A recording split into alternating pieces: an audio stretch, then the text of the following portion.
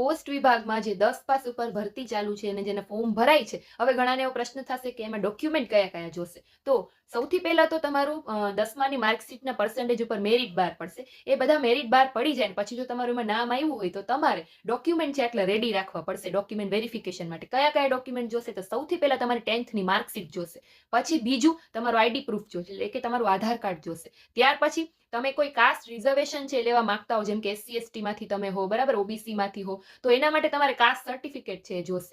ત્યાર પછી એટલે કે જાતિનો દાખલો જોશે. ત્યાર પછી EWS સર્ટિફિકેટ હોય તો એ જોશે. પછી પર્સન વિથ ડિસેબિલિટી એટલે કે તમે હેન્ડીકેપ હો તો તમારે એનું જે સર્ટિફિકેટ આવે છે એ તમારે કમ્પલસરી જોશે. પછી ડેટ ઓફ બર્થ પ્રૂફ જોશે, એટલે કે જન્મનો તમારો દાખલો જોશે, બરાબર. અને એક સર્ટિફિકેટ છે તમારું કમ્પલસરી જોશે, મેડિકલ સર્ટિફિકેટ. કોઈ પણ ગવર્મેન્ટ હોસ્પિટલમાંથી તમારે કઢાવેલું મેડિકલ સર્ટિફિકેટ છે એ તમારે કમ્પલસરી જોશે. એટલે આટલા જે ડોક્યુમેન્ટ છે. પછી કોઈ ટ્રાન્સજેન્ડર હોય તો એનું સર્ટિફિકેટ જોશે.